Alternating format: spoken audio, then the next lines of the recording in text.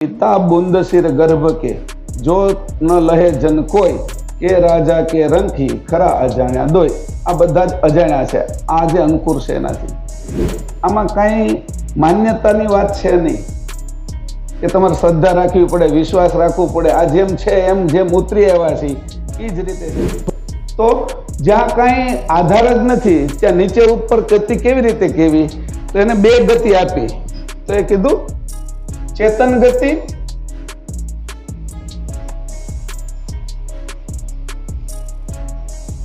અને નીચે આવી જડ ગતિ। જે પ્રાણ ઉપરથી આવ્યો એ ચેતન હતો એને હવે જડમાં મૂકી દીધો। આપણે આ જડ ઉપાસના પરમ ગુરુ આ જડ ઉપાસનામાંથી ઉઠાવી અને ચેતન અંશ સુધી લઈ જવા માટે આપણે આવ્યા। એ જે જડ ઉપાસના સુધી આપણે પહોંચ્યા છે એ ઉપાસનાને બાદ કરવા માટે પરમ ગુરુ આવ્યા। અને જો આપણે જડ ઉપાસનામાં વધારે લાગીએ તો પરમ ગુરુના વિરોધી છે।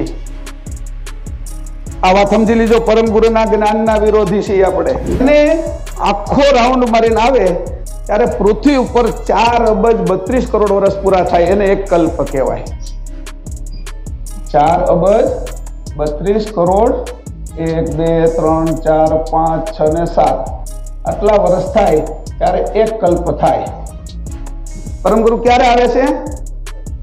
પરમ ગુરુ ક્યારે આવે છે? એક કલ્પ એકવાર। कोई धार्मिक बात कोई काल्पनिक बात ये अपना संप्रदाय में टके एम नथी।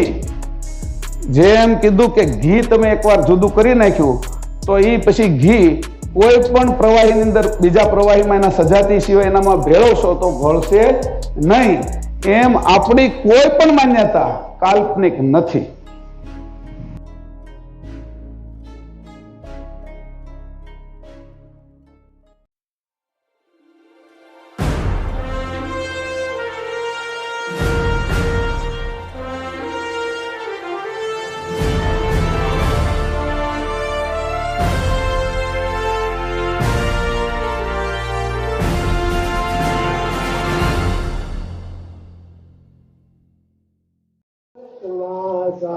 भगवान की जय।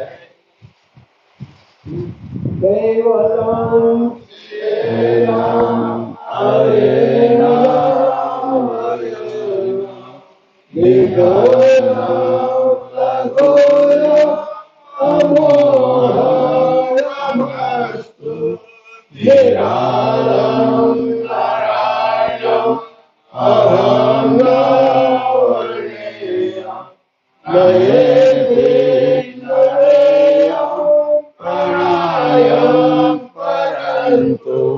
जपेनं जपायं कायं मनातीत्मगोयं समन्तं समस्तु जहानं विधाता जयं विषन्दं विनयदे करोति विवर्जितवस्तु विधिवैवेदन्तं अचन्तेनाचन्तं सुनाति सनातं जनार्दनन्तु अगाधं बोधं अहेदं महादं कुबेरं जयं नमामि नमस्तु। श्रीमद् करुणासागर भगवान जय। धाम की जय। सत केवल साहेब। આજે આપણો ચોથો દિવસ શરૂ થાય છે અને લક્ષ ભજન ચોથો ક્લાસ લક્ષ ભજનનો છે। લક્ષ ભજન વિવરણ લક્ષ ભજન કરતા નથી આપણે, એનું વિવરણ છે। લક્ષ ભજનની રીત કઈ રીતે કરી તો સાચું લક્ષ ભજન થાય। એટલે આગળના જે 3 ક્લાસ છે આપણા 3 સવારના એમાં કીધું અવિગત અને ગત। ગત આકાશની અંદર આપણા 5 દેહ રહ્યા છે, સ્થૂળથી લઈ પરમ કારણ સુધી. એ પાંચે પાંચ શ્વાસથી ચાલે છે. પછી અવિગતમાં બે દેહ છે. એક પ્રણવી દેહ છે, એ અકર્તા રૂપ છે, એ સુરતાથી ચાલે છે. અને અંકુરી દેહ છે, એના ઉપર અંશ પોતે છે, એ વૃત્તિથી ચાલે છે. તો આપણે છે એ પ્રાણને સૂક્ષ્મ કરતા કરતા સુરતા સુધી પહોંચવાનું, સુરતાથી વૃત્તિએ થવાનું, ને વૃત્તિથી છે એ વૃત્તિ જેની છે એવા આપણા અંશ સુધી પહોંચવાનું. એટલે ગતિ છે એ ચેતન ગતિ, અંશની ગતિ, એની અત્યાર સુધી વાત આપણે ચલાવી. હવે મૂકી દીજો બધું. હવે તમારે કાંઈ જરૂર નથી એમાંથી, હું જ કહેવાનો છું એટલે એને મૂકી જ દીજો. હા, આમાં પાછું યુટ્યુબમાં આવી જાય લખાય. એટલે પહેલી વાત આપણે જે કરતા હતા એમાં સાબિત એવું જ છું, લક્ષ્ય છે ને આપણો એ અંશી, એ આપણો લક્ષ્ય. હું કોણ છું, મારા કરતા કોણ છે, કેના દ્વારા જણાય છે? તો કે પરમ ગુરુ. પરમ ગુરુનું સ્વરૂપ શું છે? તો મહદ સુજાણ જાણ સ્વરૂપ. આપણી જાણ અલ્પ છે, એની સાથે જોડી તો આ જાણથી જે જણાય એ વસ્તુ હું કોણ અને મારા કરતા કોણ, અંશ કોણ અને અંશી કોણ. લક્ષ્ય ભજન કેવું છે? ચેતન આપણું, જડ નથી. લક્ષ્ય ભજન જે કરીએ છીએ એની અંદર ચેતન છે, ચેતન લક્ષ્ય ભજન છે. અને એ ભજન જે કરવાની રીત છે, એ ગતિ છે, એ કેવી છે? તો કે અંકુરી ગતિ. આ ગતિ કઈ છે? જે ગતિથી આપણે ઉતરી આવ્યા છીએ અંકુરથી. પેલું જે દેહ હતો અંકુરી, એમાંથી પ્રણવ દેહ લીધો, એમાંથી પરમકારણ દેહ તત્વનો, એ રીતે ક્રમશઃ સ્થૂળ દેહ સુધી ઉતરી આવ્યા છે. અને એ અંકુરી ગતિ છે. અને જે ઉતરી આવ્યા છે, નીચે ઉતરી આવ્યા છે, એ ગતિ આપણી નીચે ઉતરતા ઉતરતા જડ થઈ ગઈ છે. હવે એ અંકુરી ગતિ છે, એમાંય ત્રણ પ્રકારના અંકુરો કરતા બનાવેલા છે. અવિગત અંકુર, અદ્રશ્ય અંકુર જે પિતાજીના બ્રહ્મરંધની અંદર પાકે છે, કે રાજા કે રંકી ખરા અજાણ્યા દોય, પિતા બુંદ શિર ગર્ભ કે જો ન લહે જન કોઈ, કે રાજા કે રંકી ખરા અજાણ્યા દોય. આ બધા જ અજાણ્યા છે, આ જે અંકુર છે એનાથી. પછી દ્રશ્ય અંકુર, જે લિંગ દ્વારા માતાની અંદર રોપાય છે, એ દ્રશ્ય અંકુર. એ દ્રશ્ય અંકુર જે થયું એ આપણે જોઈ શકીએ, જેને શુક્રાણુ કીધો છે. અને એ જે રોપાણું, એનું જે રૂપાંતર 9 મહિનામાં થઈ ગયું, એ જે રૂપાંતરની ઘટના થઈ ગઈ, એ આપણો આ પાંચ દેહનો હાલતો ચાલતો આ સ્થૂળ દેહ દેખાય છે આપણને. આ ગતિથી આપણે નીચે ઉતર્યા. આમાં કાંઈ માન્યતાની વાત છે નહીં કે તમારે શ્રદ્ધા રાખવી પડે, વિશ્વાસ રાખવો પડે. આ જેમ છે એમ જેમ ઉતરી આવ્યા છે એ જ રીતે છે. થોડીક પ્રક્રિયા આપને દેખાય છે કે માતાના ઉદરમાં પહેલા મહિનાથી 9 મહિના સુધી થયા હોય અને વિકાસ કર્યો હોય, 3-4 કિલોના થયા છે, અને પછી જન્મ પછી બહારથી આ શ્વાસ લેવા મળ્યા બાહ્ય, અને ખાવા પીવાનો ખોરાક લઈને આ 70, 80, 90, જેને પછી જેવડું બનાવવું એવડું આ શરીર એનું વિકાસ કર્યો, સજીવન વૃત્તિથી વિકસાવ્યું, બરાબર. અને એને વૃદ્ધિ અંતકાળ લાગે છે એટલે એને અટકી જાય છે બધા વિષયની, કારણ કે એમાં તત્વો એવા ગોઠવેલા છે, એ તત્વ એને ક્યાં સુધી વિકાસ કરવો અને ક્યારે અટકાવી દેવું, એ બધું આપણે કરતા નથી. આ વિષયમાં અંશ કાંઈ કરી શકે એવી સ્થિતિમાં છે નહીં. કરતાના તત્વો જે પ્રમાણે બનાવેલા છે એ પ્રમાણે થઈ રહ્યું છે. હવે કીધું કે આપણી ગતિ ચેતન ગતિ છે, ઉપાસના ચેતન છે. પછી ચેતન અંશ છે. અંશમાંથી, ચેતન અંશમાંથી જે અંકુરમાં આવી એનું નામ ચૈતન્યતા. વાત સમજી લીજો.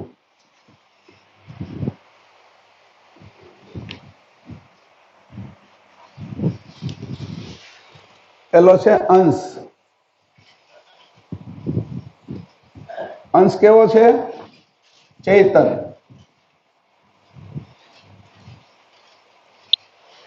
પછી આ અંશનું રૂપાંતર નીચે આવ્યો અંશ આપણે જોઈએ, તમને ત્યાં દેખાય છે કે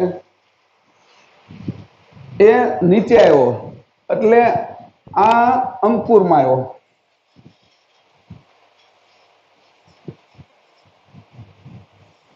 અંકુરમાં આવ્યો ત્યારે આ ચેતન છે એનું થઈ ગયું ચૈતન્યતા.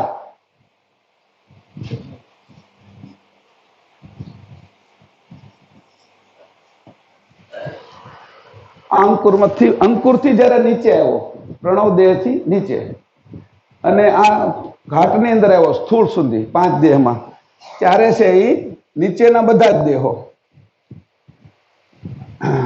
પરમ કારણથી લઈ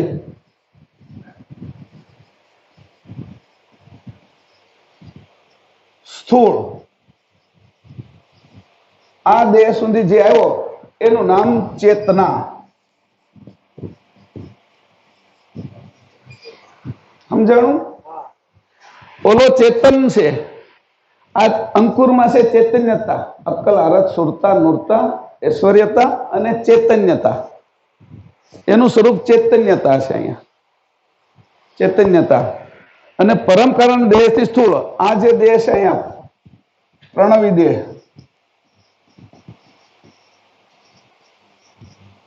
પ્રણવી દેહ કેવો છે? 2 ટ્રેનના 2 ડબ્બા હોય ને, એની વચ્ચે બફર હોય ને, એ રીતે આપણા હાથ અને જે ભજીયા તળી છે એની વચ્ચે જે ઝારો હોય ને, એ રીતે પ્રણવી દેહ છે એ માધ્યમ છે, મધ્ય ચલાવનારું માધ્યમ, એટલે પ્રણવી દેહ છે. પછી પરમ કારણથી સ્થૂળ દેહ સુધી આવ્યો, આપણે બધા ચેતનામાં છે. ચૈતન્યતા થશે ત્યારે અંકુરે થશું, અને ચેતન થઈ જશું ત્યારે અંશે થશું. આ વિભાગ નીચે ક્રમશ આવતો ગયો. ચેતન અંશ, અંકુરમાં ચૈતન્યતા, અને આ અત્યારે આપણે જે દેહની અંદર છે ચેતના કહેવાય. આ 3 વચ્ચેનો ભેદ. ચૈતન્યતા, હા બરાબર, ચૈતન્યતા. આ રીતે આપણે જોઈ. હવે પાછું આ સ્થૂળથી લઈ અને ઉપર જવાનું છે. આપણે નીચેની ગતિ કરી. હવે આકાશની અંદર કોઈ નીચે ઉપરની ગતિ હોય નહીં. પૃથ્વી હોય ને તો તમે દડો નાખો તો આકાશમાં ગયો તો ઉપરની ગતિ કહેવાય, નીચે પડે તો નીચેની ગતિ કહેવાય. તો જ્યાં કાંઈ આધાર જ નથી ત્યાં નીચે ઉપર ગતિ કેવી રીતે કેવી? તો એને 2 ગતિ આપી. તો એ કીધું ચેતન ગતિ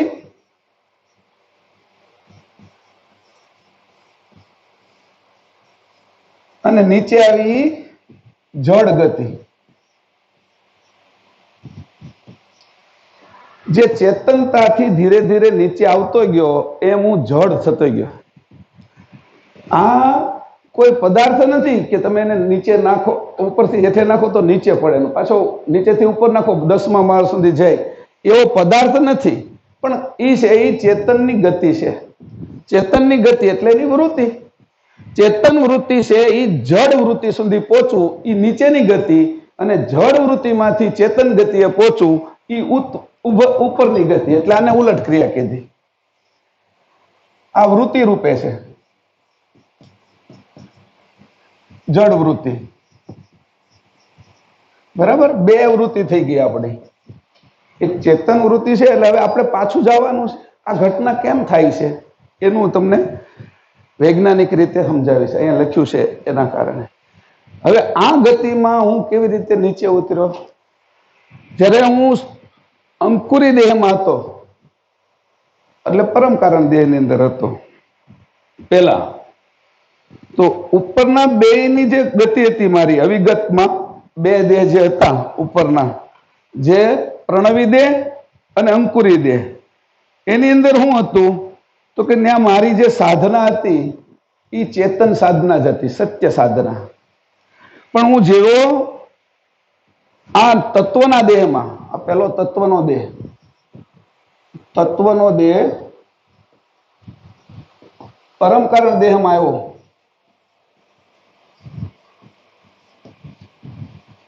મારી વૃત્તિ આવી, એટલે મારી આરાધના કેની થઈ ખબર છે? ત્યાં આગળ ધ્યાન અને સમાધિ. અહીંયા વિષય છે ધ્યાન અને સમાધિ. જે આ ધ્યાન અને સમાધિથી જે લોકો પહોંચે છે એ પરમ કારણ દેહને વટી શકતા નથી. ત્યાં ઉપાસના ધ્યાન અને સમાધિની છે. હવે હું એનાથી નીચે આવ્યો, એટલે મહાકારણ દેહમાં આવ્યો.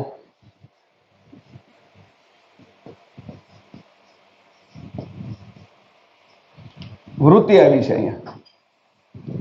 આ વૃત્તિ જ આવે છે, એટલે દેહમાં વૃત્તિ થઈ ત્યારે મારી આરાધના કઈ થઈ? ઉપાસના કઈ થઈ? ઓલી ઉપાસના ધ્યાન અને સમાધિની છે. પહેલી તો સત્ય ઉપાસના હતી આપણી બેમાં, કે ત્યારે હું છે એ મને જાણતો હતો, પણ એટલો નહોતો જાણતો જે અંતર્વૃત્તિમાં હતો. બાહ્ય વૃત્તિમાં આવ્યો તો જાણકારી હતી મને, પણ અંતર્વૃત્તિ જેવો નહીં. કર્તાના અંતર્વૃત્તિમાં તો એટલો હું સંપૂર્ણ નહોતો જાણતો. પણ આ જે પ્રણવથી નીચે આવ્યો, પ્રણવદેવથી, ત્યાર પછી તો મારી જાણ મેં હાવ ગુમાવતો ગયો. કારણ કે હવે મને આ પટ લાગ્યો ચેતનાનો. જે અહીં કીધું ને, આ ચેતનાના પટમાં આવી ગયા આપણે. ચેતનમાંથી ચૈતન્યતા અને ચેતના એના પટમાં છે. આ બધું હવે ચેતનાના પટમાં થાય છે. હવે એની અંદર આ મહાકરણ દેહની અંદર આપણી ઉપાસના કઈ હતી? તો કે પ્રાણાયામની, પ્રાણ વિશે, એટલે સરોદય હતી.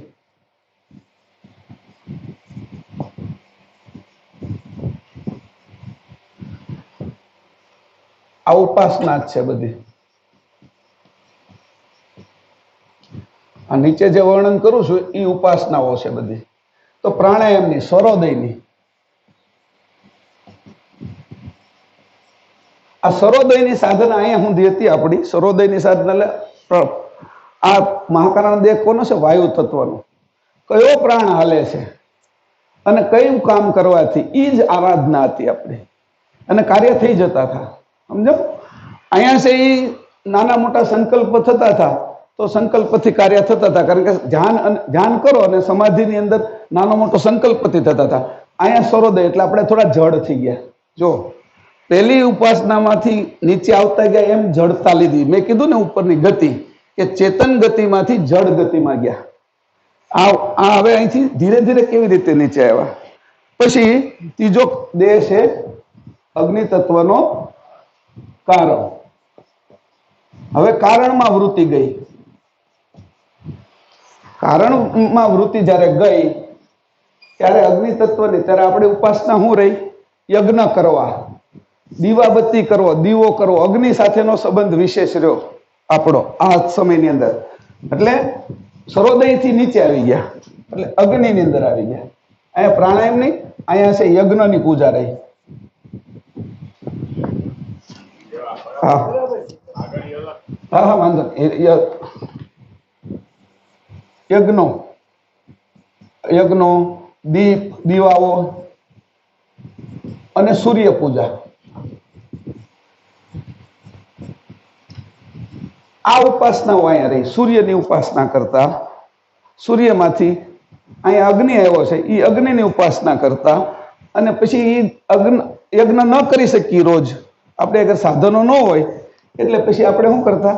કોઈ એક સ્થાન હોય, ગોખલો, પેલા ગોખલા રાખતા, ભગવાનની મૂર્તિ કે એવું ન રાખતા ઘરમાં. જૂના સમયમાં તમે જોજો, એક ગોખ જ હોય, એમાં ન ભગવાન હોય, ન મૂર્તિ હોય, ન કાંઈ ન હોય. કારણ કે હજી જળ પૂજા નથી કરતા, એટલે ત્યાં દીવો કરતા આપણે. સમજાણું? ત્યારે આ જેમ સાધના આપણે જેમ જેમ આપણી ચેતના જડ થતી ગઈ, એમ એમ આ ઉપાસનાઓ પણ જડ થતી ગઈ. પછી અહીંયા આવ્યું સૂક્ષ્મ દેહ.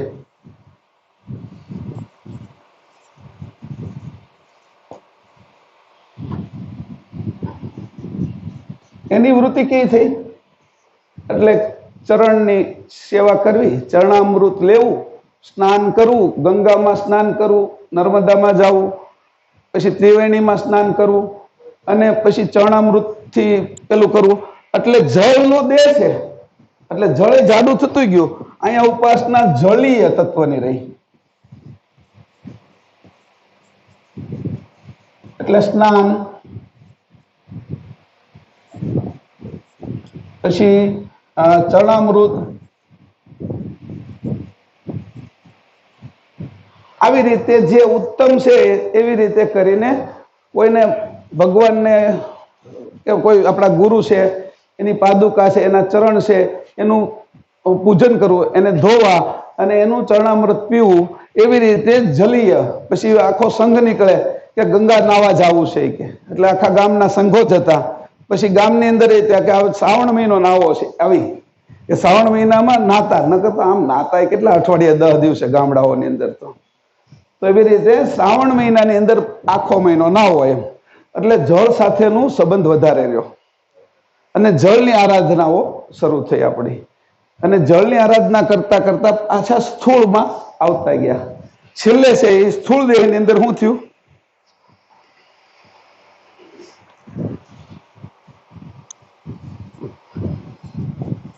સ્થૂળ વૃત્તિ થઈ એટલે ત્યાં આરાધના થઈ સેવાની.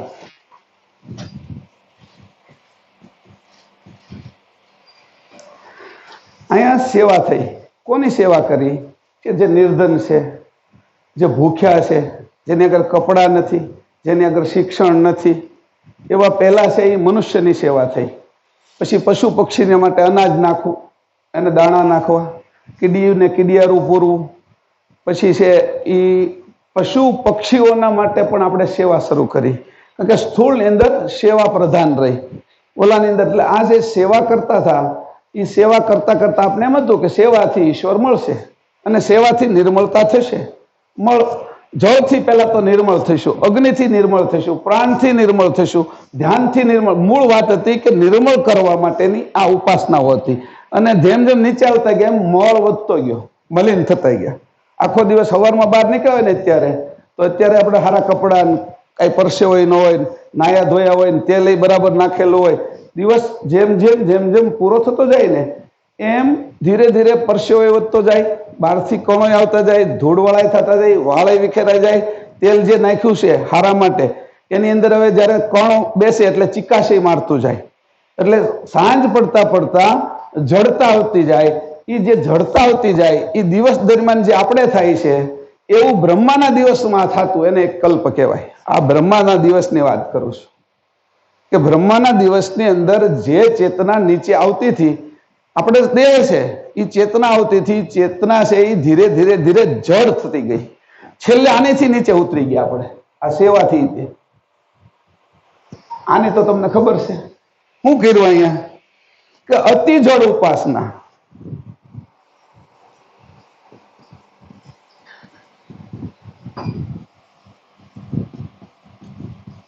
એટલે હું છું પથ્થરની મૂર્તિ, માટીની મૂર્તિ, કાંસાની, પિત્તળની, સોનાની, આ મૂર્તિ પૂજાની અંદર લાગી ગયા.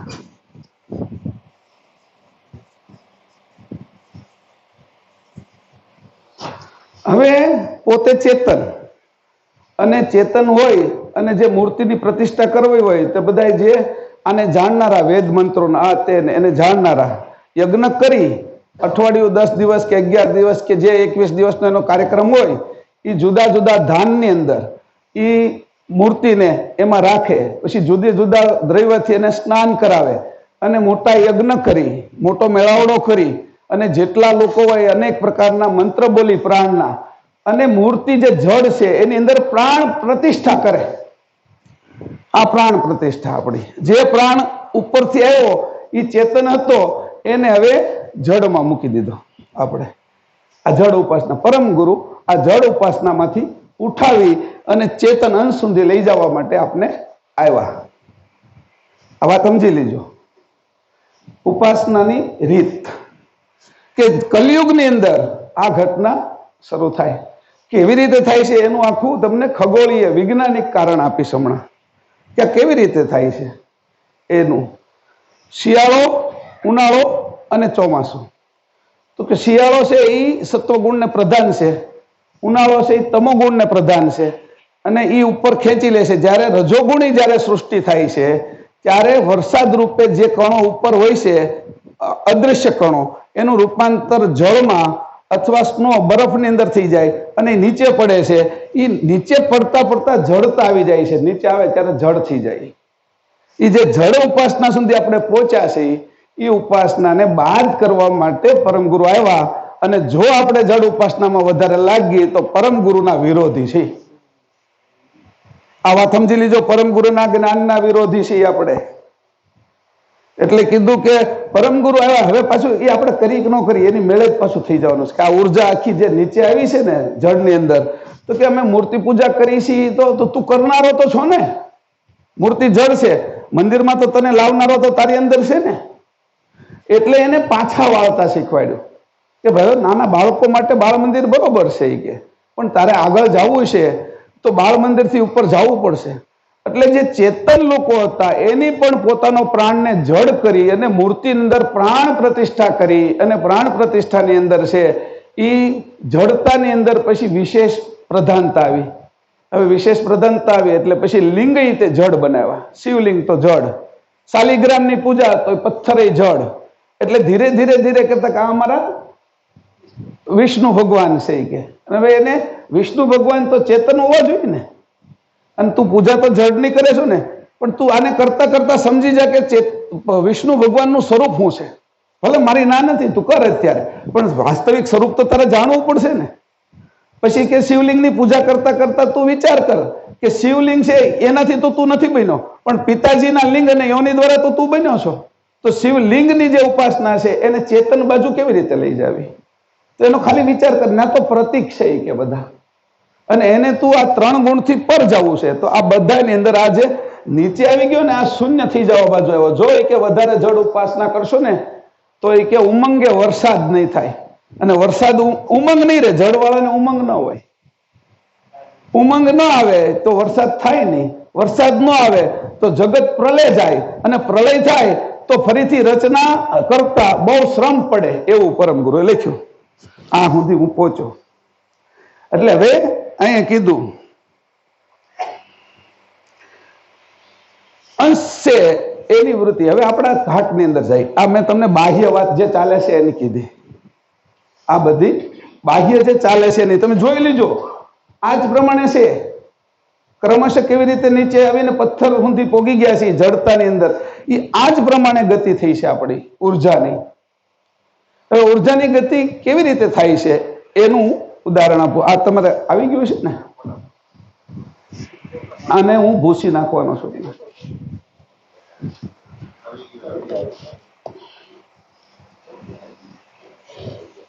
બરાબર છે ને? તમે જોઈ લીજો, તમને ધ્યાનમાં આવે કે જે ઉપાસના આપણે કરી છે, આપણે જાવું ક્યાં છે અને કઈ બાજુ જઈએ છીએ. આપણે કલયુગ છે અને 7મું મન્વંતર છે, એટલે ઉર્જા નીચે ઉતરી આવે. એક કલ્પમાં ઉર્જાની શરૂઆત ઉપરથી થાય અને નીચે ઉતરી આવે, એટલે ચેતનથી થાય અને જડ બાજુ ઉતરી આવે. એનો આ પ્રવાહ છે આખો.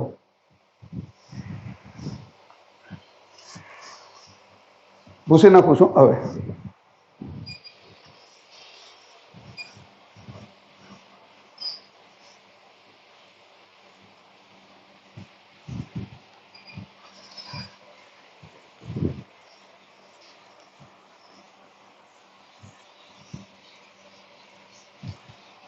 હું કરું છું, અમે બધા હું કરીએ છીએ, એ જો ખબર ન હોય તો ઉપરની જે જડતા છે, રૂઢિ છે, બાપ દાદાએ કીધું છે, પૂર્વજોએ કીધું છે, એ પ્રમાણે કર્યા કરી કઈ સંશોધન એની અંદર કરીએ નહીં.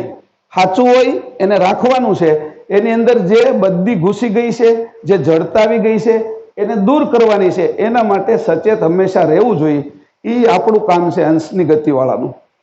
જે સચેત નથી રહી એકતા, આત્મગતિવાળા છે, જીવ ગતિવાળા છે, દેહ ગતિવાળા છે, તો એનું એ કામ નથી. પણ જે આ વાતને સમજે છે અને પરમ ગુરુના અનુયાયી થયા છે, પરમ ગુરુ માટે પોતે બીજી બધી વસ્તુને છોડવા તૈયાર છે, ઘર છોડીને સાધુ સંતો થયા છે આપણે, તો એની ગતિ કઈ રીતે નીચે ઉતરી છે, એ ગતિના જો ઉપાસક હોય તો આપણી સાથે જે જે આવનારા છે એને જ્ઞાન ગતિ આપવી, જ્ઞાન યજ્ઞ કરીએ આપણે. સમજો? તો જ્ઞાન ગતિ આપવાનો આપણો માર્ગ છે. હવે બીજું કીધું કે આ કલ્પ શું છે, આ ગતિ કેવી રીતે નીચે આવે છે એની વાત કરું. તો કે કલ્પ વિજ્ઞાન આ ગતિને નીચે ઉતારી કેવી રીતે. હવે આપણા શરીર વિશે કહીશ અને કલ્પનું કહીશ. કલ્પ વિજ્ઞાન કેવું છે તો કે એક કલ્પ એટલે એક દિવસ બ્રહ્માનો થાય.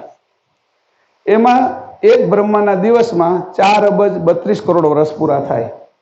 4 અબજ 32 કરોડ વર્ષની અંદર બે અબજ વર્ષ સુધીની ગતિ નીચે આવતી જાય ચેતનાની, એટલે જડ બાજુ થતી જાય. પછી પરમ ગુરુ કલ્પની મધ્યમાં આવે, એ ગતિને ઉલટાવી નાખે, ઉલટ ક્રિયા કરાવે. એ ઉલટ ક્રિયા જે કરાવે ત્યાંથી શરૂઆત થાય. એટલે કલ્પની અંદર કલ્પની ગતિ કેવી છે એ દેખાડું છું. આ ચેતન છે અને આ જડ છે. બરાબર. હવે આ રીતે કરીને આખું આ વર્તુળ થાય ગતિનું. અહીંયા છે એ શરૂઆત નીચે ઉતરવાની થાય એટલે આ પહેલું મન્વંતર થાય, અહીંયા બીજું મન્વંતર થાય, અહીંયા ત્રીજું મન્વંતર થાય, અહીંયા ચોથું મન્વંતર થાય, અહીંયા પાંચમું મન્વંતર થાય, અહીંયા છઠ્ઠું મન્વંતર થાય, અહીંયા સાતમું મન્વંતર થાય, આ બાજુ આઠમું મન્વંતર થાય, નવમું, 10મું, 11મું, 12મું, 13મું અને આ 14મું. પરમગુરુ શું કરે, જે આ ગતિ છે ને એને પલટાવી નાખે, અહીંયા ઉપરની ગતિ આખાની ગતિ ફેરવી નાખે. આપણે એનું કરીએ ને તોય થવાનું છે. વાત સમજી લીજો. તમે એવું લાગતું હોય કે ભાઈ અમે કરી, વરસાદ આપણે કરી જ ન શકીએ, સમજાણું? એ તમે ન કરો તોય થવાનું. તમે પાણી તમે ગરમ કરો અને આકાશમાં ન પોગાડો તો એની એવી યોજના છે કે 64 લાખ યોજન પાણી રોજ ખેંચી લે અને આકાશમાં લઈ જાય અને એનો વરસાદ કરે. આપણે ન કરી તોય થવાનું છે. એટલે આપણે વિચાર કરવાનો કે એની ગતિ આરે કેવી રીતે મળવું. આ મન્વંતર છે, એના ભાગ પડ્યા. આ કેની આજુબાજુ છે? મન્વંતર કેવી રીતે થાય? તો દિવસ રાત પૃથ્વી પોતાની ધરી ઉપર ફરે છે એટલે દિવસ રાત થાય. પૃથ્વીની ગતિ એટલે રાત દિવસ, અહોરાત્ર. બરાબર? પોતાની ધરી ઉપર. ચંદ્ર પૃથ્વીને ફરે છે ગોળ એટલે મહિનો થાય. ચંદ્રની ગતિ, ચંદ્રની ગતિ એટલે 1 માસ, 1 મહિનો થાય. અને એમાં 2 પક્ષ, શુક્લ અને કૃષ્ણ. પછી આ ચંદ્ર એ સૂર્યની આજુબાજુ ફરે છે. પૃથ્વી ચંદ્રને લઈને, પૃથ્વી આ ચંદ્રને લઈ અને આ સૂર્યની આજુબાજુ ફરે છે પૃથ્વી. એને 1 વર્ષ થાય. 1 વર્ષ. એમાં દક્ષિણાયન ને ઉત્તરાયણ થાય. આ આપણો સૂર્ય 9 ગ્રહને લઈને અભિજીત નામના સૂર્યને ફરે. આવા કેટલાય સૂર્યો, એ આપણો નાનો સૂર્ય એમાં 9 ગ્રહોને લઈને ફરે. આવા નાના નાના ગ્રહોને બધાને લઈને એ અભિજીતને ફરે. અભિજીત એટલે 43,20,000 વર્ષ થાય. 20,000 વર્ષ. એમાં 4 યુગ જાય: સતયુગ, સત, ત્રેતા, દ્વાપર અને કલી. આ 4 યુગ જાય. આ અભિજીત છે એ ધ્રુવને ફરે. અભિજીત આ ધ્રુવ છે એને અભિજીત આ બધા સૂર્યમંડળને લઈને ફરે. અભિજીત એને 30,67,20,000 વર્ષ થાય. 67,20,000 વર્ષ. બરાબર? મનુષ્ય વર્ષ થાય. આને કહેવાય મન્વંતર. આટલો સમય પૃથ્વી પરથી જાય ત્યારે 1 મન્વંતર થાય. આ 1 મન્વંતરનો સમય છે. આ બીજું. આવી રીતે 14 વખત આ અભિજીત 14 વખત ધ્રુવની આજુબાજુ પ્રદક્ષિણા લગાવે ત્યારે ધ્રુવ આકાશગંગાના કેન્દ્રને, આ આકાશગંગાનું કેન્દ્ર છે,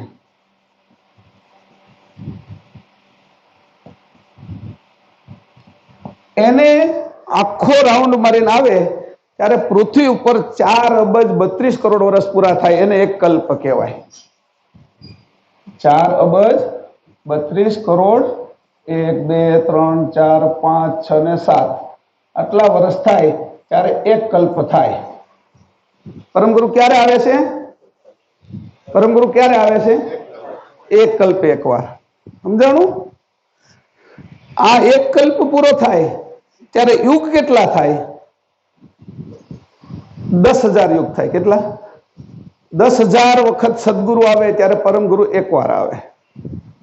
યુગે યુગે સદગુરુ આવે છે. હવે જે લોકોની માન્યતા જે હોય પણ સમજણ એને પાકી કરવી જોઈએ કે ભાઈ પરમગુરુ અને સદગુરુ વચ્ચેનો કાળ છે, બે અવ્યક્ત જ છે, બે જાણ રૂપે જ છે. પણ પરમગુરુ સર્વશ્રેષ્ઠ કેમ છે કે આ ગતિ સદગુરુ નો ફેરવી શકે. આ ઉલટ ક્રિયાનું કાળ જેની બનાવટ બનાવ્યું હોય એ ફેરવી શકે, ઓળખાણ કરાવી કે બીજા. આખી જે ગાડી જેની બનાવી છે એ ફેક્ટરી વાળો એનો માલિક એ બનાવનાર છે, અહીંયા ગેરેજ વાળા છે એને રિપેરિંગ કરનાર છે. વાત સમજી લીજો, એને એટલું આવડે છે જ. એટલે એવું નહીં રાખતા કે આ બે હું જે કહું છું મારી સમજણ છે અને ગ્રંથમાં લખ્યું છે એનો ઉકેલ કરીને તમને કહું છું. હવે આ ગતિથી આ મન્વંતર છે, આ પહેલું મન્વંતર છે, એકનું નામ છે સ્વયંભૂ, જો એના નામ છે. બીજું છે સ્વરોચી, ત્રીજું છે ઓત્તમ, ચોથું છે તામસ, પાંચમું છે રેવત, છઠ્ઠું છે સ્વયંભૂ, સરોચી, ઉત્તમ, તામસ, રેવત, ચાક્ષુષ,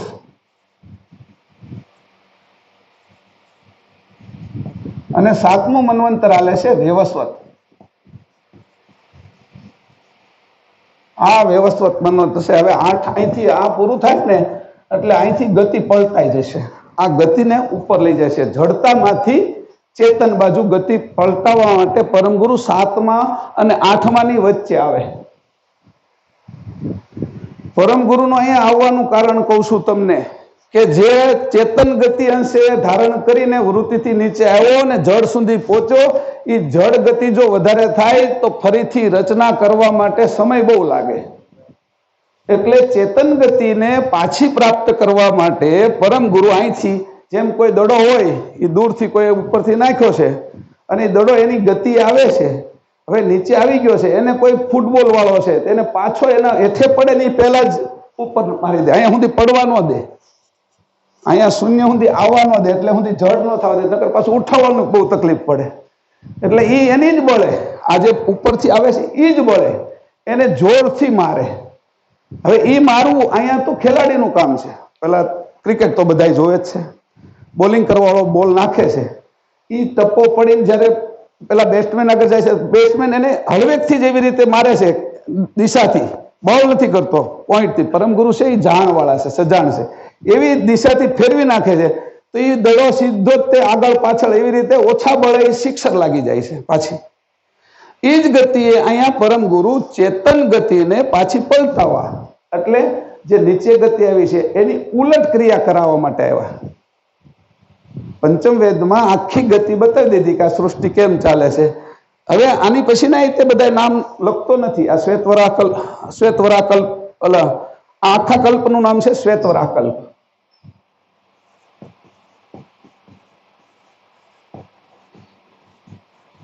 આ બ્રહ્માજીનો એક દિવસ છે, બ્રહ્માજીની એટલી જ રાત છે 4 અબજ 32 કરોડ વર્ષની. એટલે રાત અને દિવસ બે ભેગું થાય એટલે 8 અબજ 64 કરોડ વર્ષ થાય.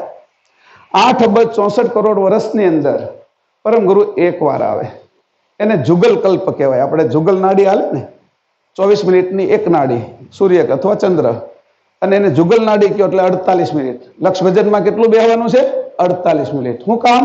કે આ આખું જ છે ને ચક્ર પાછું ઉપર લઈ જવાનું છે. આપણે આપણી જે ચેતન ગતિ નીચે ઊંધી આવી ને, હવે ઘાટની અંદર આ વાત જે વિશ્વમાં કરી એ પરમગુરુ પલટાવી નાખવા છે, એટલે ઘાટની અંદર ઓટોમેટિક પલટી જવાની છે. પણ આપણે બધાને જાણીએ તો આપણે એના વાહક કહેવાશું, અને આપણી ગતિ સારી થશે અંશની, બીજા બધાની ગતિ જડતાની અંદર થશે. આપણે સમજીને કરશું. બીજા દોડે છે એની વાહે એને ખબર નથી અમે કેમ દોડી છીએ. પહેલાને ખબર છે કે હું આ ફળ માટે દોડું છું, એને કોઈ ફળ છે, કોઈ એમ છે, કોઈ લક્ષ્ય છે, તો એને ખબર છે હું અને મારું લક્ષ્ય એ બે ખબર છે. હું અને અંશ અને મારું લક્ષ્ય અંશ છે, એ ગતિ છે. પછી 8મું છે અહીંયા આવ્યા સ્વયંભૂ, સરોચી, ઉત્તમ, તામસ, રેવત, ચાક્ષુષ અને વ્યવસ્વત મન્વંતર. પછી હવે અહીંથી શરૂ થશે સાવરણી, ધર્મ સાવરણી, દક્ષપુત્ર, રુદ્રપુત્ર, રોષ્ય, ભોત્ય, એવી રીતે કરીને 14 મન્વંતર પૂરા થશે ત્યારે આ આખી ગતિ પલટાઈ જશે. આકાશ ગંગાના કેન્દ્રને આ ગતિ છે, આ ખગોળીય ગતિ છે. કોઈ ધાર્મિક વાત, કોઈ કાલ્પનિક વાત એ આપણા સંપ્રદાયમાં ટકે એમ નથી. જેમ કીધું કે ઘી તમે એકવાર જુદું કરી નાખ્યું તો એ પછી ઘી કોઈ પણ પ્રવાહીની અંદર બીજા પ્રવાહીમાં એના સજાતી સિવાય એનામાં ભેળવશો તો ભળશે નહીં. એમ આપણી કોઈ પણ માન્યતા કાલ્પનિક નથી. આખો કાલ્પનિક છે, પણ આપણી માન્યતા જ નથી. આપણી સત્ય વસ્તુ જોવાની આદત છે. હવે સત્ય આપણે જોવું છે આપણા શરીર વિશે. આ મેં તમને ગતિ કીધી, પૃથ્વીની, ચંદ્રની, આપણા સૂર્યની, નવે નવ ગ્રહની, આ અભિજીતની ગતિ, ધ્રુવની ગતિ, અને આ છેલ્લે આકાશગંગાની આજુબાજુ ફરે છે એ ગતિ. હવે એમાં કીધું નીચેનું ઉપર કાંઈ હોતું નથી.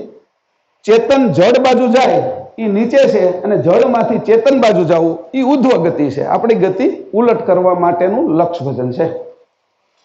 આ વાત સમજી લીજો.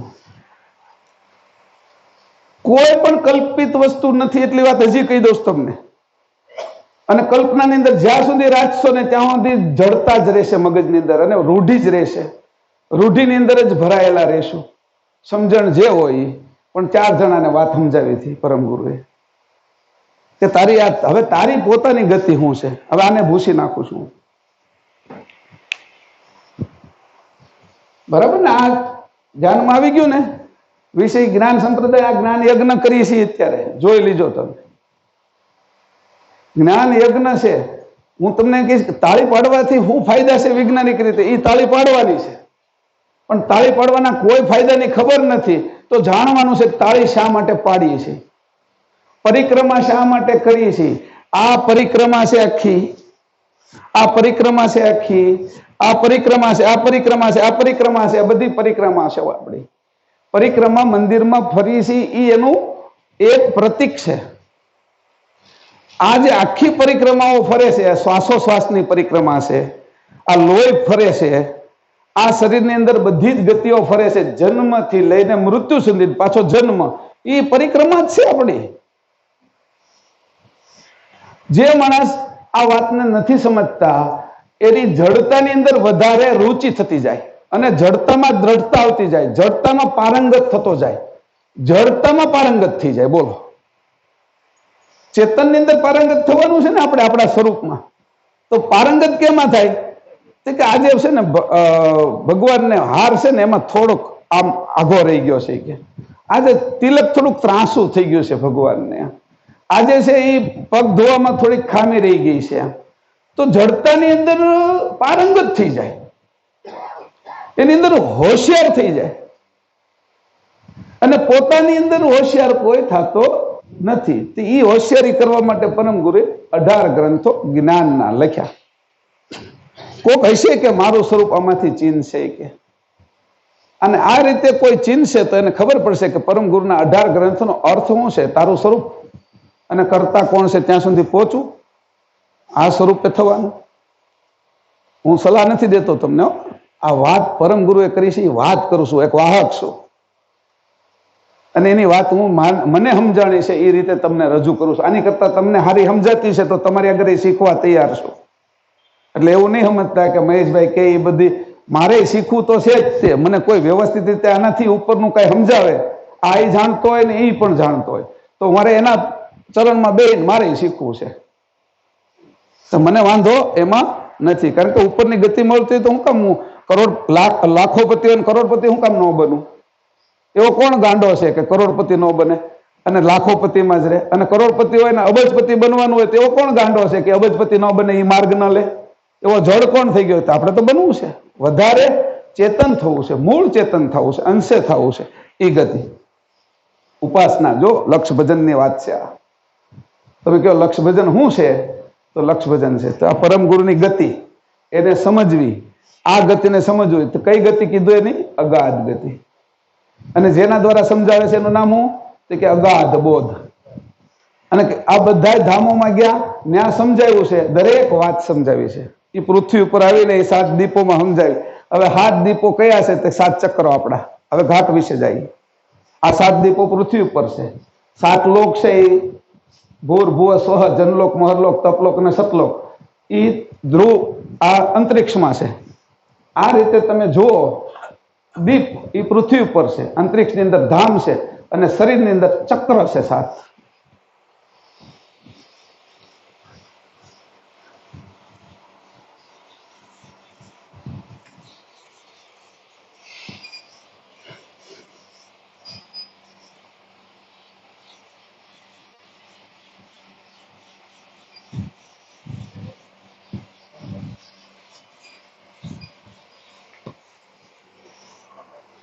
હવે શરીરમાં અંશ ક્યાં બેઠો છે?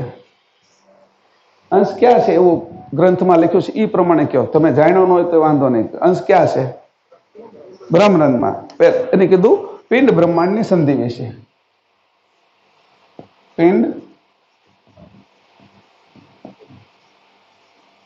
સંધિ આવી ક્યાં? કે બ્રહ્મરંધમાં. બ્રહ્મરંધ એટલે શું? સહસ્ત્રદળ કમળ.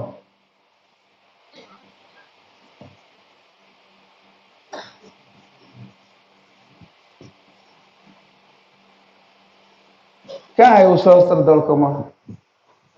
અહીંયા. બરોબર. અહીંયા હું બેઠો છું સંધિમાં. હું એટલે તમે. અહીંયા બ્રહ્મરંધમાં હું બેઠો છું. આ માની લીધું અત્યારે આપણે. બ્રહ્મરંધથી આ બ્રહ્મ છે. જેમ બાહ્ય પ્રકાશ બ્રહ્મવૃત્તિ કરતા કૈવલનો છે, એમ મારો અંશનો જે પ્રકાશ છે એ બ્રહ્મ છે. બ્રહ્મરંધ એમાં મારો પ્રકાશ પડે છે. તો અંશનો પ્રકાશ બ્રહ્મમાં પડ્યો. અંશનો પ્રકાશ બ્રહ્મમાં એટલે બ્રહ્મરંધમાં પડ્યો. બ્રહ્મરંધની અંદર લહેરી ઉત્પન્ન થઈ એટલે મારી અંદર મહાતત્વો બન્યા. આ બ્રહ્મની અંદર બ્રહ્મરંધમાં લહેરી ઉત્પન્ન થઈ તો મારી અંદર 3 મહાતત્વો બન્યા: વિકાસ, અવિકાસ અને કુંભસ. આ બન્યા. તો એ જે લહેરી ઉત્પન્ન થઈ એની શું કામ કર્યું? કે જે લહેરી જ્યાં જતી હતી ત્યાંથી પાછી વળતી હતી, એની વચ્ચે કુંભસ થતું હતું, ત્યાંય ગંઠાતું હતું. જે ઉપરથી વનસ્પતિ હોય, કોઈ ઝાડ તમે જુઓ તો ઉપરનો જે પ્રકાશ આવે છે એ હવા લે છે, શ્વાસ લે છે એ, અને મૂળિયાની અંદરથી જે રસ શોષે છે એ જે જગ્યાએ ભેગું થઈ જાય ને ત્યાં આગળ ગાંઠ પડે. ગાંઠ. અને એ જે ગાંઠ પડે ને એની અંદરથી દાળ ફૂટે. સમજાણું? વાત સમજો તમે. નીચેથી જે ખોરાક લે છે, પાણી, ખાતર વગેરે, એ જડ ખોરાક છે. એ એને નસોમાં ઉપર ચડે છે. ઉપરથી જે લે છે એ સૂક્ષ્મ છે. સૂર્યનો પ્રકાશ, પછી હવા, એ સૂક્ષ્મ લે. એ જે જગ્યાએ ભેગા થાય છે, વળોટાય છે, ત્યાં કુંભસ્થ થાય છે. અને એ ત્યાં આગળ ગાંઠ થાય. ગાંઠમાંથી ડાળી ફૂટે. બધી જ જગ્યાએ જે ડાળી ફૂટે એ રીતે ગાંઠ હોય. ગાંઠમાંથી ડાળી ફૂટે. એ જે ડાળી ફૂટે છે એ રીતે અવિકાસ, વિકાસ અને કુંભસની અંદરથી આ જે અંકુરો છે આપણી અંદરના, મહદ અંકુરની વાત નથી કરતો, પિતાજીની અંદર અંકુર છે ને એની, એટલે આને અહીંથી છે એ અંકુરોને પોષણ મળે છે. એટલે એ અંકુરો છે એના આ બ્રહ્મરંધમાં 2 ભાગ થઈ ગયા આપણા. આ ડાબી નારી, જમણી નર. બરાબર? નર અને માદા. નારી અને નર અને માદાના અંકુરો આ 500 અને આ 500 પાંખડી, કુલ થઈને 1000 એટલે સહસ્ત્ર દળ. 1000 પાંખડીનું કમળ.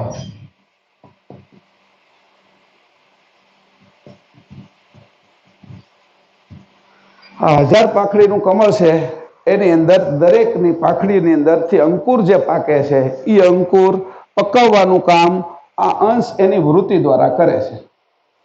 એ વૃત્તિ અંદર નાખે છે.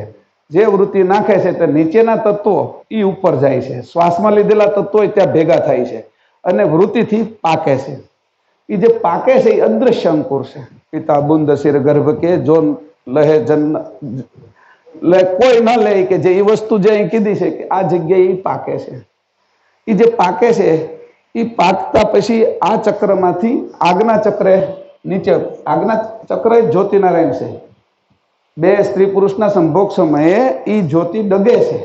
એવું પછી પાછો આ સિદ્ધાંત વાંચવો હોય ને તમારે ગર્ભગોષ્ઠી તો 17માં સિદ્ધાંતની અંદર વિશ્વબ્રહ્મ આખો વાંચી લેજો. હું એનું નાની વાત કરું છું અહીંયા ટૂંકું કરીને. તો એ જે જ્યોતિ છે આ બ્રહ્મરંધ પૂરું થાય એટલે તરત અહીંયા જ્યોતિ સળગે છે. આ જ્યોતિ છે એની, ધારો કે આ દીવા રૂપે જ્યોતિ છે એની. તો આ જ્યોતિ સળગે છે એ જે બાજુ આ બાજુની ગતિ કરે તો એ જમણી બાજુના કોઈ એક અંકુરને નીચે લાવી નાખે, એને ગાળે. જેમ ઘી હોય જામેલું, એને તમે અગ્નિ આગળ લઈ જાઓ તો ગલિત થાય ને, પ્રવાહી થઈ જાય ને, એ રીતે ગાળે. આ બાજુ ડોલે તો આ બાજુ ગાળે, એના માટે વિશ્વભ્રમ જોઈ લીધો.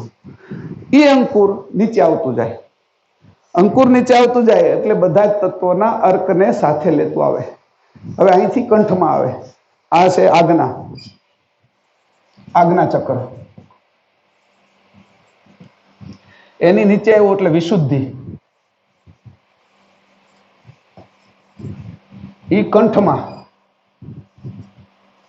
સ્થાન, આ કપાળ અને આ માથું, માથાનો ઉપરનો ભાગ, બરાબર. આ રીતેનું સ્થાન અહીંયા વિશુદ્ધિ ચક્ર. હવે પેલા ઉપર છે ઈ વિશુદ્ધિ ચક્ર છે, એની અંદર નિર્વાણ છે, વાણી નથી ત્યાં, એટલે સ્વર રહ્યા છે, અક્ષર નથી ત્યાં.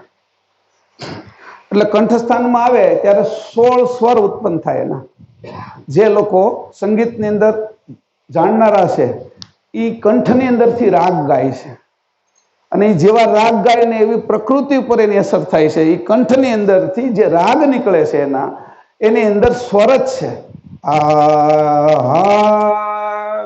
આ બધા જે રાગો ગાય છે એની અંદર એ રાગની અંદરથી અનુરાગ કરે છે, અને અનુરાગથી જેટલા લોકો બેઠા છે એના મનને મોહિત કરી લે છે. એ પશુ પક્ષીના મનને મોહિત કરી લે એવા લોકો આ રાગના ઉપાસકો હતા. આ અહીં મધ્યમાં વાણી થઈ ગઈ. હવે કંઠમાંથી હૃદયમાં આવે છે, અહીં કંઠમાંથી હૃદયમાં આવે, હૃદયની અંદર આવે. આ કંઠની અંદર તત્વ જે છે એ ગત આકાશ. હવે મેં જે ઓલા તમને પહેલા સમજાવ્યા હતા ને એ તત્વ અહીંયા આવશે. અહીંયા ગત આકાશ છે, આ અવિગત આકાશ હતું. અવિગત આકાશમાં 2 દેહ છે. આ પ્રણવ દેહ આપણે ગણો, અહીંયા આપણે કીધું સોહંગ પ્રદેશ છે આ, અને ઓહંગ છે, એ 2 પ્રદેશ આવી ગયા. આ 2 દેહ છે, પ્રણવી દેહ અને આ અંકુર. આ અંકુર જ છે સીધું, આ અંકુરી દેહ. આ 2 ઉપર ના ગયા, એ અવિગતમાં છે. અવિગત એટલે અહીંથી નીચેનું આ ગત આકાશ શરૂ થઈ ગયું. કંઠની નીચે આવ્યા એટલે કેમાં આવ્યા? અનાહદમાં, હૃદય ચક્રની અંદર. હૃદય ચક્ર,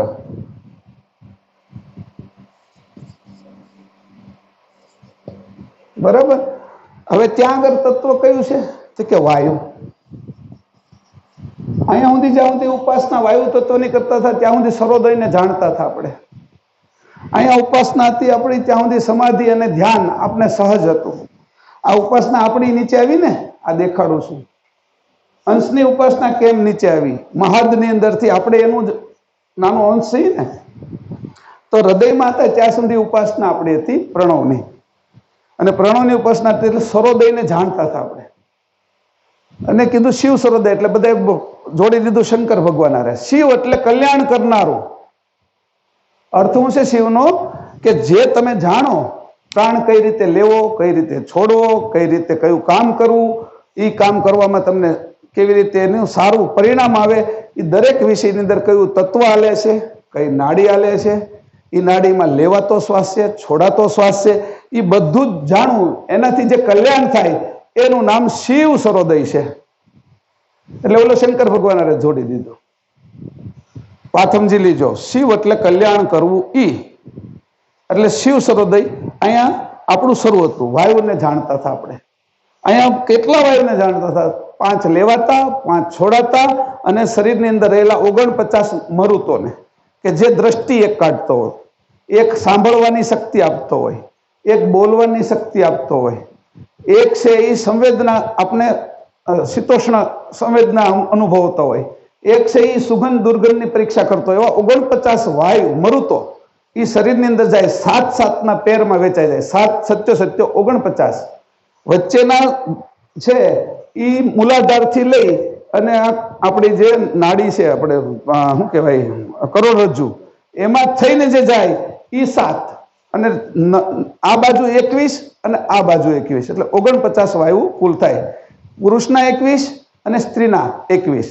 એ જે ઈ વાયુ એને મરુત કીધા, અને એ સંચાલન કરે છે. એની આપને આ જગ્યાએ ખબર હતી કે કયો ગેસ હળગે, કયો ગેસ આપણે છોડીએ ને બધા બેઠા હોય તો દાંત કાઢવા મળે, કયા ગેસની અંદર ગુંગળાઈ જાય, ગેસીસ થઈ ગયા બધા, સમજાણું? આ એક પદાર્થ વિજ્ઞાન છે અને એનું રૂપાંતર હતું વાયુ રૂપે. અહીંયા આપણી જે વાણી હતી એ હૃદયની અંદર હતી, એટલે પશ્યંતી વાણી હતી, ભાવવાળી હતી. જે ભાવ કરો એ વાયુમાં ભરીને કરો એટલે સામેવાળાનું કલ્યાણ થાય, હિત કરે, એ વાયુ રૂપે હતી અહીંયા. હવે એનાથી નીચે આવ્યા એટલે મણિપુર ચક્ર. એ ક્યાં આવ્યું? નાભી સ્થાન. આ નાભીમાં આવ્યા ને અગ્નિ હતી, અગ્નિની ઉપાસના કરતા. ક્યાં હું? ત્યાં હું છે નાભીમાં, જઠરા અગ્નિ.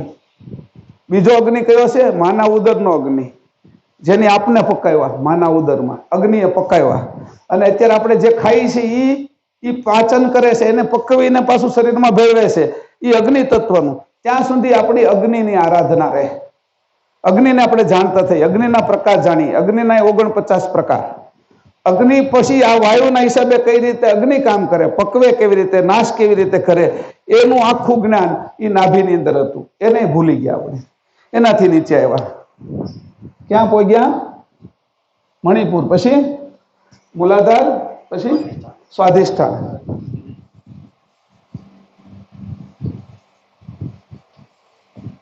સ્વાધિષ્ઠાન, બરાબર. એ ક્યાં આવ્યું? ગુહ્યાંગમાં. યોની અને લિંગ એટલે ગુહ્યાંગ કીધો, ત્યાં આવ્યું. તત્વ શું છે? આ નાભીનું અગ્નિ અને આનું જળ. આ જળ તત્વ છે. જળ તત્વની અંદર આપણે જયારે જઈએ, નાભીની અંદર વાણી પરા છે. અને આમ જોઈએ જેમ તત્વ જાડા થતા ગયા એ વાણી ઉપરની ગતિમાં થતી ગઈ, વાણીને ઉપર લઈ જવા માટે તૈયાર રાખી. એટલે ગુહ્યાંગની અંદર જઈ જળ તત્વ છે. જળ તત્વની અંદર જે ઘટના ઘટે છે ત્યાં સુધી આપણે જલી ઉપાસના કરતા હતા. જળને આપણે શ્રેષ્ઠ ગણતા હતા અને જળ આપણે પરિણામ આપતું હતું. જળ પરિણામ આપતું હતું. પાછું જળની ઉપાસના કરો એટલે જળની અત્યારે થેરાપી પણ છે. ઘણા લોકો પાણી કઈ રીતે પીવું જોઈએ, કઈ રીતે ન પીવું જોઈએ, ખાધા પછી કેટલા સમયે પાણી પીવું જોઈએ, ખાધા પહેલા કેટલા સમયે પાણી પીવું જોઈએ, પાણીના પ્રયોગ કરીને આરોગ્ય સારું રાખવાની જે રીત હતી એ આખી આ ગુહ્યાંગની અંદરથી એટલે જળ તત્વની હતી. અને ત્યાં સુધી આપણી ચેતના હતી તો ત્યાં સુધી આપણે હવે એનાથી નીચે ઉતરી ગયા અને મૂલાધારમાં આવી ગયા. એને ગુદાસ્થાન અને પૃથ્વી તત્વ. પૃથ્વી તત્વના એક ફાયદા છે કે તે જાગ્રત અવસ્થા રહે છે. આ ફાયદા છે એના. પૃથ્વી તત્વ છે એ જડ કરી નાખે છે, મૂલાધાર છે, મૂળ આધાર પણ છે. પૃથ્વી છે એ રીતે આપણો પણ મૂળ આધાર છે. અત્યારે તમે બેઠા છો ને તો મૂલાધાર બરાબર ન હોય ને તો બેહાય નહીં હરખી રીતે. એટલે બેસવા માટે મૂલાધાર. શરીર લીધું એને વ્યષ્ટિ કહેવાય, સમષ્ટિ લીધી અને પરમિષ્ટિ લીધી. આ બધા વિષયો અત્યારે આપણે લીધા તો ઉપરથી ચેતના જે જડ થતી આવી અને જડતા અહીંથી આપણે વાસના, મૂળ વાસના લાગી અને અહીંથી જો ઉપરની ગતિ આપણે પ્રાપ્ત થાય તો એને ઉપાસના કહેવાય. આ જે વાસના લાગી એ નીચેની ગતિ થઈ, એનાથી પુત્ર પુત્રી સંતાનો ઉત્પન્ન થયા. અને જો અહીંયા જ ઉપાસનાને એને ઉધ્વ ગતિ લઈ લે કોઈ તો ત્યાંથી ઉપરની ગતિ થાય તો આપણા સ્વરૂપે થઈ જાય. સ્વરૂપમાંથી છોકરા છૂટા પડે એ આપણા સંતાનો, અને આપણે પોતે આપણો જન્મ કરવો હોય તો અહીંથી ઉધ્વ ગતિ કરવી પડે, ઉપરની ગતિ કરો તો આપણો જન્મ કરી શકીએ. વાત સમજી લીજો. આપણે બીજા એટલે સંતાનોનો જન્મ કરવો હોય તો નીચે જઈ એ વાસનામાં જઈ તો સંતાનો જન્મે, અને ઉપાસનામાં જઈ તો આપણે જન્મી. એને કહેવાય દ્વિજ. ફરીથી મારો જન્મ થયો. સંત બધા સાધુ થાય ને ત્યારે એને દ્વિજ કરવામાં આવે, એનું નવું નામ પડે કે હવે તમારો જન્મ નવો થયો. પણ એ તો બાહ્ય વેશનો જન્મ કર્યો, આ નહીં, આપણો સ્વનો જન્મ છે અહીંયા. આ રીતે કરીને મૂલાધાર સુધી પહોંચ્યા. હવે મૂલાધારમાં ગયા ને એટલે જડ ગતિ થઈ ગઈ, એટલે સમજણ છે ને જડતા આવી ગઈ. હવે હાવ બહાર નીકળી ગયા એટલે મૂર્તિ પૂજા સુધી વહી ગયા, જડતા સુધી વહી ગયા, જળ ઉપાસના સુધી વહી ગયા. હવે જો જળ ઉપાસનાને બરાબર તાત્વિક રીતે ન સમજીએ તો આપણે છે એ ગતિ છે એ પરમ ગુરુના જે ઉપદેશ લઈને આવ્યા, જે સમજાવવા આવ્યા એના વિરોધી છે. યાદ રાખજો, તમને હું કહું છું, તમને એવું લાગતું છે કે મહેશભાઈ કે એ ચેતન ઉપાસના લઈને આવ્યા. હું જેટલાને વાળીશ જડ ઉપાસનામાં, જેટલાને હું વાળીશ એનો હું ગુનેગાર હું થાઈશ. મારે એને ચેતન ગ્રંથોની અંદર જે સમજણ આપી છે એ જ લઈને બેસવાનું છે, મારે એ જ ગ્રંથોમાં લગાડવાના છે.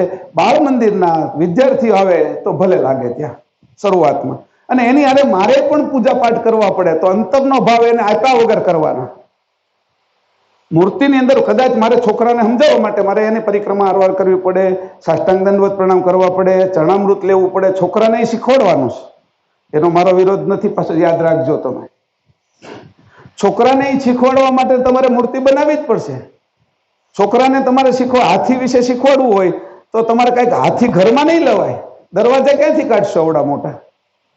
એટલે એનું તમારે એની મૂર્તિ લાવવી પડશે, એનું રમકડું લાવવું પડશે, એને હાથીને દેખાડવો પડશે. જો આ બેટા એની હૂંઢ કહેવાય, આ એના પગ કહેવાય, એનું પૂંછડું કહેવાય, એના કાન કહેવાય, એ બતાવવા માટે. પણ તમે એની રમતા ન હોવા જોઈએ. તમને ખબર હોય છે કે છોકરા માટે જ આ કરું છું. નકર તમને એમાં પ્રીતિ થઈ જાય ને તો શું થાય? આપણે પ્રીતિ એમાં વધતી જાય અને આપણે આરાધના. એટલે અંતરભાવ છે ને એ કેવલ કરતા રહે ચેતનની સાથે રાખવાનો, ને બહિર્ભાવ આ રીતે રાખવાનો. અંતર ઉપાસના ભિન્ન રાખવાની.